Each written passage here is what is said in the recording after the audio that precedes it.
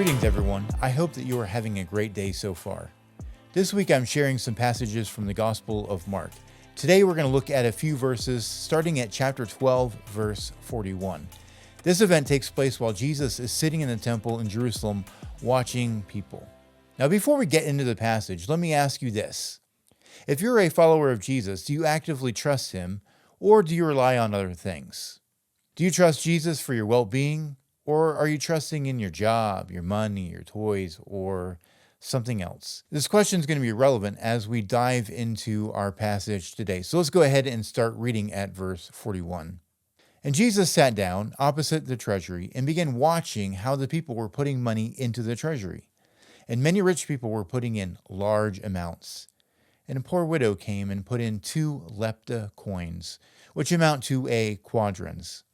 Calling his disciples to him, he said to them, "Truly I say to you, this poor widow put in more than all the contributors to the treasury, for they all put in out of their surplus, but she, out of her poverty, put in all that she owned, all that she had to live on." So Jesus contrasts the financial offering of the poor widow with the offerings of several rich people. Her offering consisted of the smallest denomination of coin, as she gave 2 of them, which together were worth 1/64th of a day's wage. That's comparable to the amount of money a person might make in 7 to 10 minutes. And yet Jesus said her offering was more than the offerings of all the other people who had contributed. How could that be? Well, she gave everything that she had to God out of faith. The rich people gave out of their abundance and not necessarily out of faith. But what's more is that she gave everything that she had to God, and she trusted that he would provide for her. And so her faith makes her offering far more valuable than gold and silver and copper and everything else that was given to the temple treasury. Now, Jesus is not implying that we have to empty out our bank accounts and give him every last cent. Generosity to churches, missionaries, relief efforts, and other things is important. But living by Jesus in faith is far more important. And that is actual faith, where belief is put into action.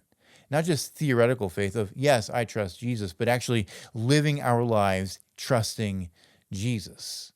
Now, we often hold back some part of our lives, some of our resources, or some of our efforts or energy, or maybe we're holding on to different hurts or sins because we don't really trust that God will care and provide for us.